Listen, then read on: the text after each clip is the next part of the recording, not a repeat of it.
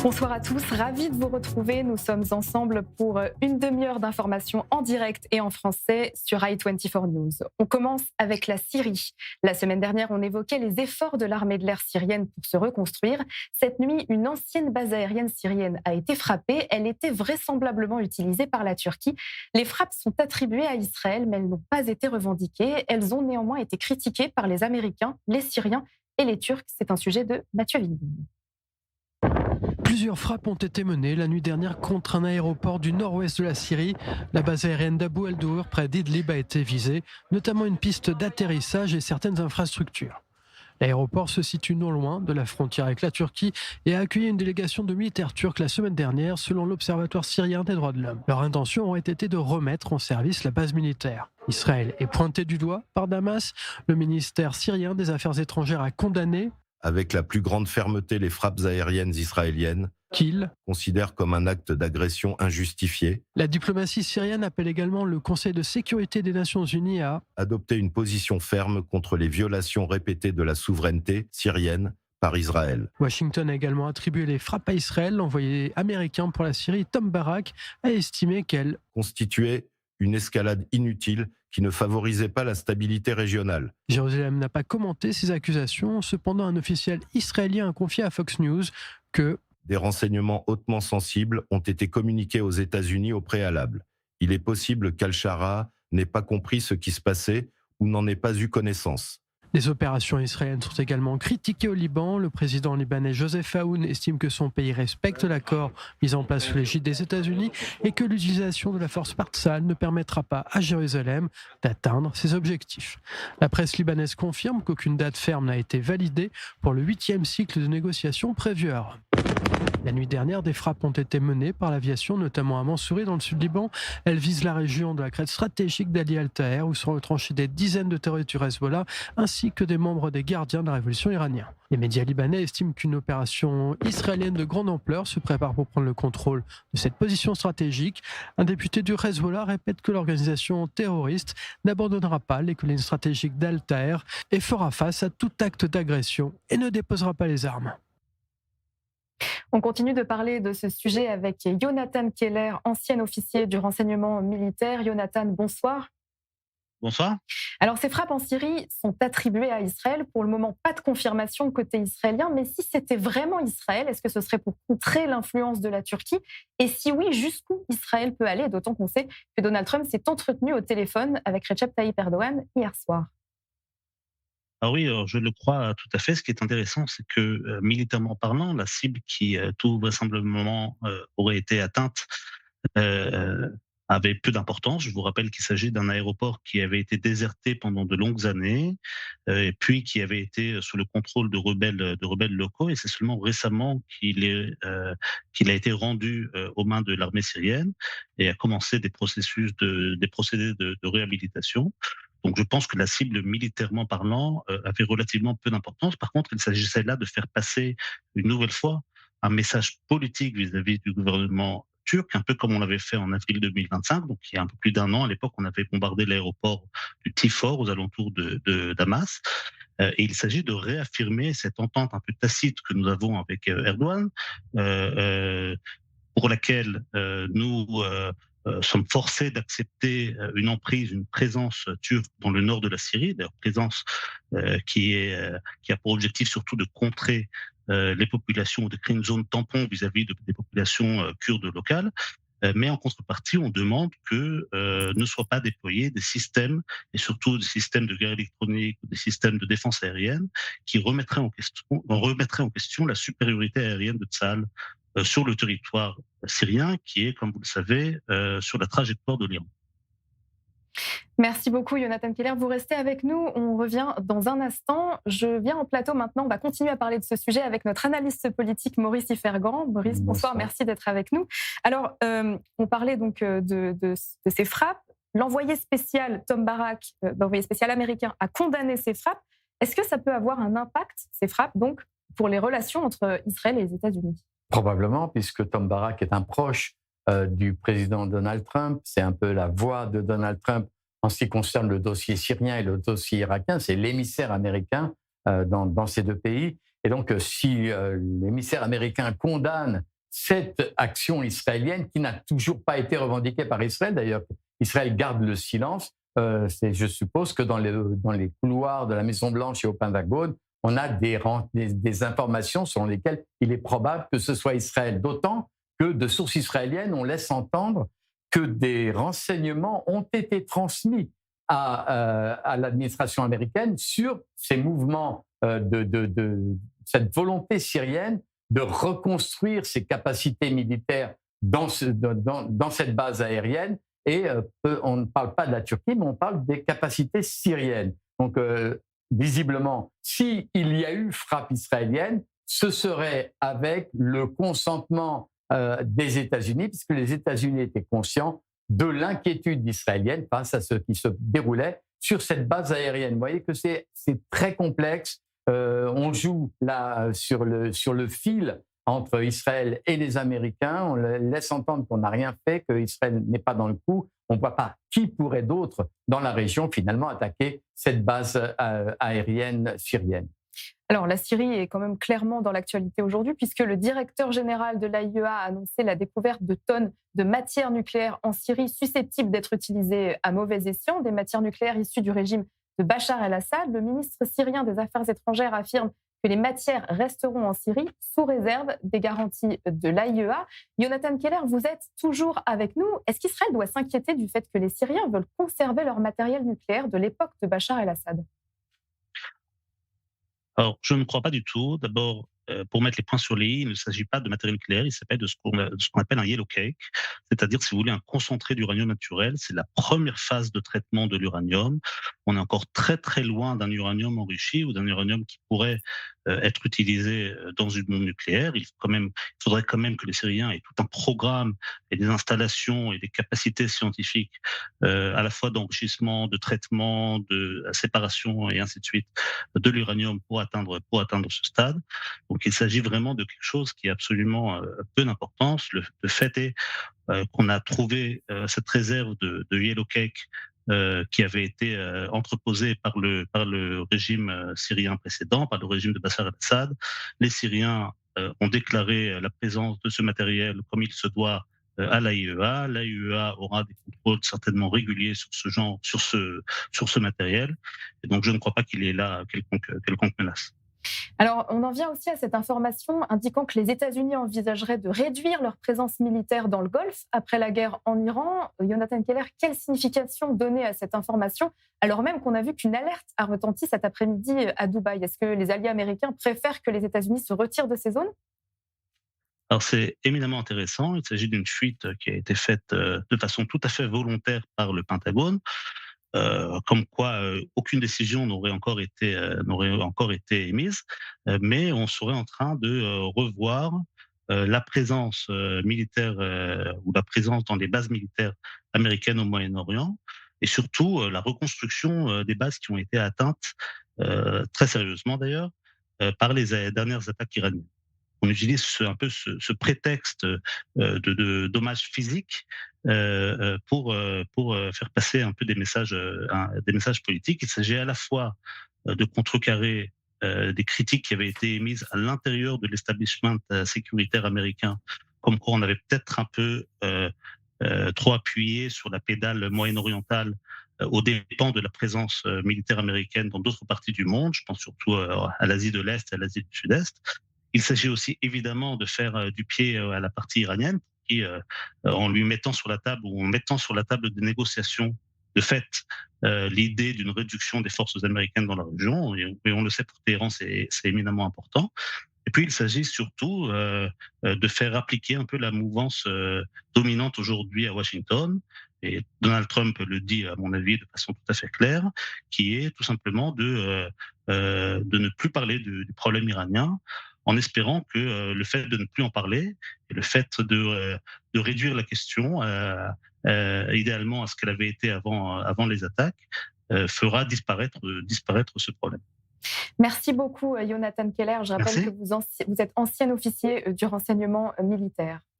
Alors, Merci. On continue de parler des Américains avec le bras de fer entre les États-Unis et l'Iran. Le président américain Donald Trump a publié sur son réseau social une carte montrant le détroit d'Ormuz et le décrivant, je cite, comme un nouveau territoire américain. C'est la correspondance d'Antoine Hollard depuis Washington. Oui, en fait, Donald Trump avait déjà lancé cette idée vendredi dernier lors d'un meeting de campagne au détour d'une phrase totalement improvisée. Il avait déclaré qu'il voudrait faire du détroit d'Ormuz un territoire américain. Aujourd'hui, Trump en rajoute une couche. Cette fois, c'est sur son réseau social que ça se passe. Il a posté une carte du Moyen-Orient sur laquelle le détroit d'Ormuz est encerclé et il y a cette légende American Territory, territoire américain. Dans la foulée, Trump a posté un autre message, cette fois pour dire que le détroit est pleinement opérationnel et que les mines qui s'y trouvaient ont été détruites ou désamorcées. Alors évidemment, la réalité sur le terrain est bien différente de ce que raconte Donald Trump. En fait, l'Iran garde la mainmise sur le détroit et la navigation y est quasiment paralysée. Trump, face à cela, semble totalement impuissant. On a bien vu que la pression militaire qu'il a mise pendant le mois de juillet n'a rien donné. Et désormais, Donald Trump se rabat sur la seule carte qui lui reste, la pression économique. Il dit qu'il veut étouffer économiquement le régime pour forcer les mollahs à rouvrir le détroit d'Ormuz.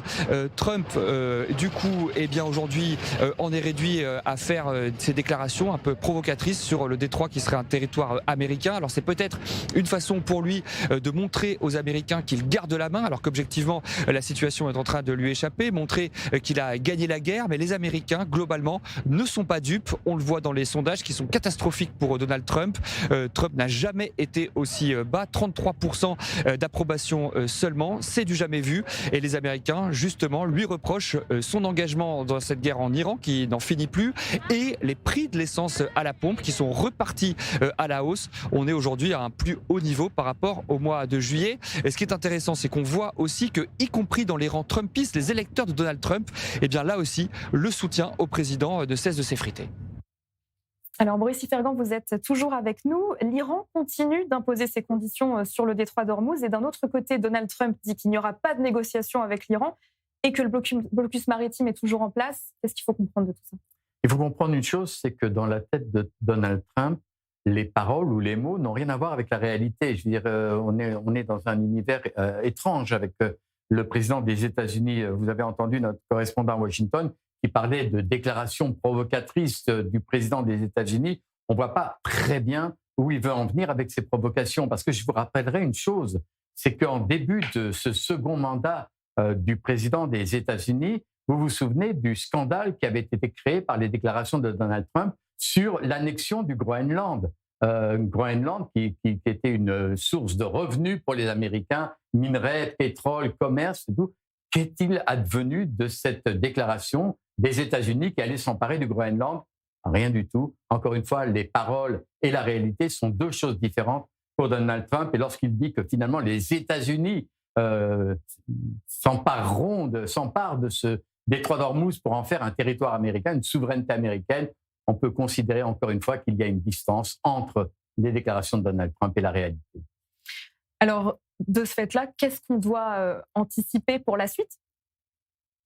Celui qui est capable de nous dire qu'est-ce qui va arriver dans la suite des opérations en Iran est peut-être un prophète. Moi, je ne le suis pas. Je peux simplement vous dire que pour le moment, pour l'heure, les deux parties, que ce soit la partie iranienne ou la partie américaine, jouent la montre. Et les deux côtés ont bien compris quelle était la stratégie de chacun. Et donc, pour le moment, on joue la montre. Et le deadline, c'est le 7 novembre, des élections du mi-mandat américaine.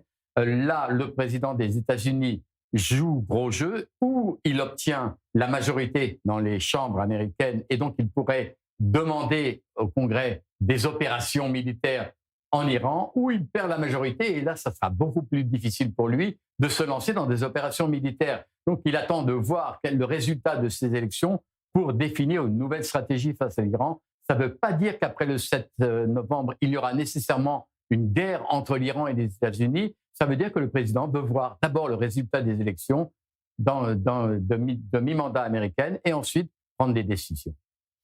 Merci Maurice. Alors on en vient à cette information. Un attentat a été évité à Be'er-Sheva. La police et le Shin Bet ont annoncé qu'un habitant du Negev soupçonné d'être en contact avec des membres de l'État islamique a été arrêté. Il prévoyait de quitter Israël pour rejoindre l'organisation en Syrie. Regardez. Il préparait un attentat contre la discothèque très fréquentée Forum à Beersheva. Sur ces images datant du 19 juillet dernier, un habitant du Negev est arrêté par les forces israéliennes dans la localité de Segev Shalom et placé en garde à vue. Abdullah Gergaoui, 20 ans, est soupçonné d'avoir été exposé pendant une période prolongée à des contenus associés à l'État islamique et même d'avoir été en contact avec des membres de l'organisation terroriste. L'accusé avait l'intention d'utiliser un véhicule piégé pour cibler la boîte de nuit de Beersheva. De plus, la police et le Shin Bet ont indiqué qu'au cours des mois de mars et avril 2026, il aurait été en possession d'une arme illégale de type M16 et de munitions et l'aurait même utilisée pour tirer en terrain découvert. Les enquêteurs qui l'ont interrogé ont découvert qu'en 2025, Abdullah Gergaoui conservait de nombreuses armes chez lui, parmi lesquelles des mitrailleuses ainsi que des fusils d'assaut Kalachnikov et M16. Suite à l'enquête, le bureau du procureur général a déposé une plainte ce matin. Le tribunal de Beersheva a inculpé le suspect pour atteinte à la sécurité et détention illégale d'armes et de munitions. Des dizaines de citoyens arabes ont été arrêtés ces dernières années, soupçonnés d'avoir planifié des attentats pour le compte de l'État islamique. 5 habitants de Taïbé avaient notamment prévu de faire exploser une voiture piégée au centre commercial Azrieli de Tel Aviv en 2024.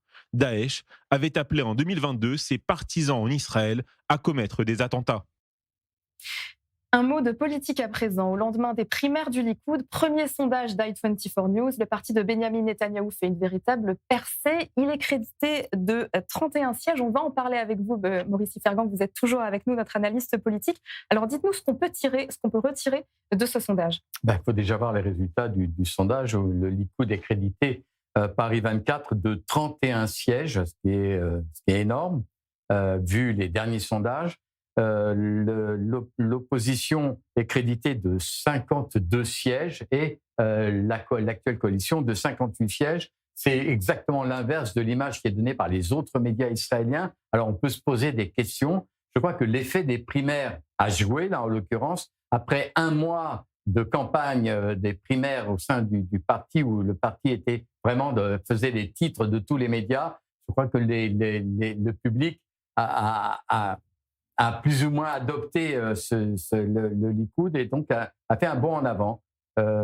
C'est toujours comme ça. Maintenant, il faudra suivre l'évolution du Likoud dans les autres médias, voir si c'est confirmé par les autres médias. Mais déjà, la chaîne 11, la chaîne publique israélienne, nous montre qu'elle crédite le Likoud de 28 sièges, ce qui montre une progression de ce parti.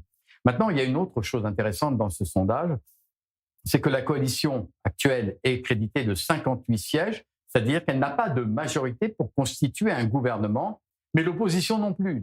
L'opposition, selon le sondage d'i24 News, est créditée de 52 sièges.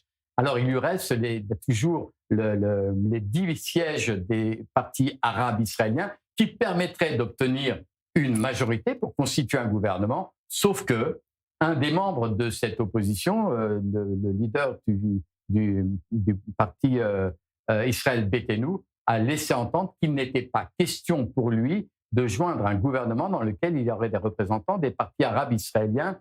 Avigdor Lieberman est absolument opposé à l'idée d'un gouvernement de minorité soutenu même de l'extérieur par les partis arabes israéliens. Donc on se trouve dans une situation assez difficile, pas du point de vue de la majorité, pas du point de vue de l'opposition, du point de vue israélien. On est dans une situation, si les résultats restent semblables, dans une situation d'impasse politique et on pourrait se retrouver dans 6 mois à de nouvelles élections. Alors, c'est ce que j'allais vous demander. J'allais vous dire, donc là, si on est sur une impasse politique, est-ce qu'on va se retrouver sur le même scénario qu'on avait vécu il y a 4 ans Pratiquement, on va revenir. S'il y a une impossibilité de constituer une majorité pour constituer un gouvernement, on va revenir à des élections en permanence et avec un gouvernement intérimaire qui prendra les décisions minimum pour le pays. Est-ce que c'est bon ? Je ne pense pas que ce soit souhaitable, surtout dans une période pareille. Il serait peut-être préférable de permettre une majorité. Le Premier ministre a laissé entendre à plusieurs reprises qu'il voulait un gouvernement d'union nationale.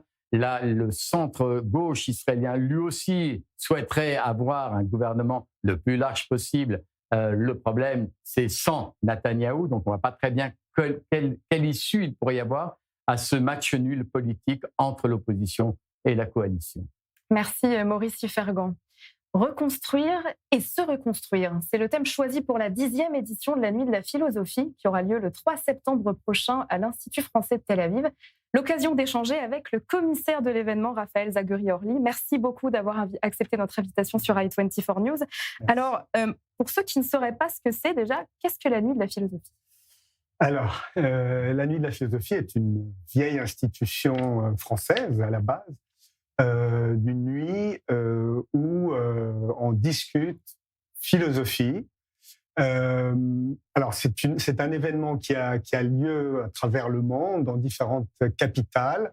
Et en Israël, c'est un événement qui a lieu depuis 10 ans maintenant, enfin plus que 10 ans, mais là, c'est la 10e nuit de la philosophie que nous organisons à Tel Aviv, où nous allons parler de philosophie, de politique au sens des institutions, voilà, du devenir politique d'Israël, des enjeux politiques, sociopolitiques qui intéressent la société israélienne, mais on parle aussi de toutes les autres questions qui intéressent la recherche, le débat public, la réflexion. Ce qui est intéressant, c'est qu'il y a des invités français, des invités israéliens. Comment vous faites dialoguer des personnalités qui ont quand même peut-être une culture parfois différente ? Est-ce qu'il y a des similarités entre les cultures philosophiques des deux pays ? Vous savez, la philosophie est une langue universelle. Donc, les philosophes savent et peuvent toujours discuter entre eux. Mais peut-être juste avant, je dirais quand même un mot, parce qu'on vient d'écouter Maurice Fergan parler de la politique au sens plus immédiat, la politique politicienne, comme on dit, mais bon, de la politique politicade en Israël. Vous le savez mieux que quiconque, la société israélienne est une société déchirée, une société très polarisée. La Nuit de la philosophie permet et ouvre ou autorise un espace de dialogue, de rencontre et d'écoute les uns des autres. C'est d'abord et avant tout un événement public, tourné vers l'espace public. J'ai envie de dire que c'est un événement citoyen. Et donc, nous tenons beaucoup à permettre ce dialogue qui n'est pas toujours facile ailleurs dans la société israélienne. Et en fait, nous réussissons merveilleusement bien depuis 10 ans et plus à réunir des gens de différentes sensibilités. En ce qui concerne les invités étrangers, nous n'en avons pas énormément cette année. Nous avons 3 invités français.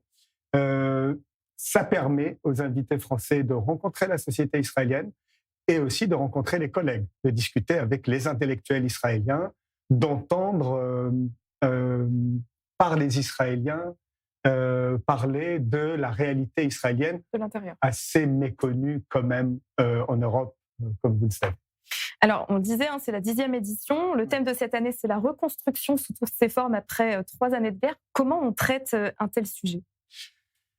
C'est un sujet très difficile, paradoxalement, parce qu'on ne peut pas simplement se dire qu'on reconstruit sur des nouvelles bases, ou on ne peut pas simplement repartir à zéro, comme on dit. Ce sont des vrais fantasmes que nous avons, mais toute construction présuppose une prise en considération de la destruction. Et Dieu sait si l'espace politique et la société israélienne a traversé plus qu'une crise, des véritables événements de destruction.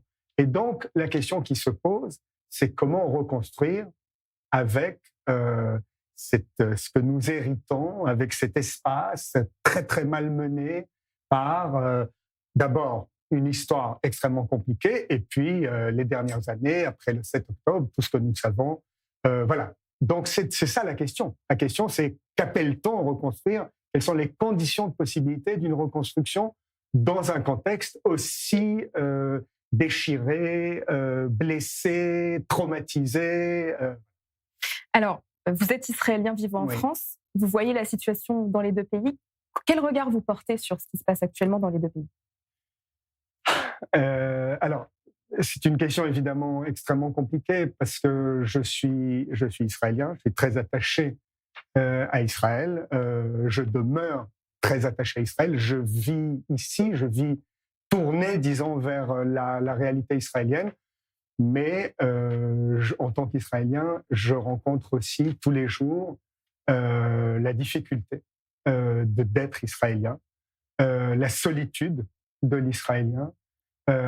C'est une solitude évidente, extrêmement difficile à vivre.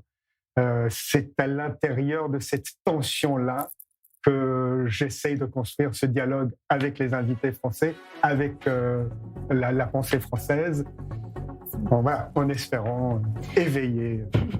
Merci beaucoup Raphaël Zagri-Orly. Je rappelle donc que vous êtes commissaire de la Nuit de la philosophie qui aura lieu le 3 septembre prochain.